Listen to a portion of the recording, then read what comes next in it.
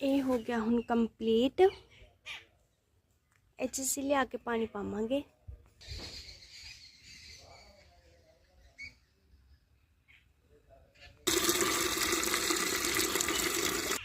मैं हुण पानी नूं इहदे विच पाऊंगी। पानी आपां देखते हैं जी।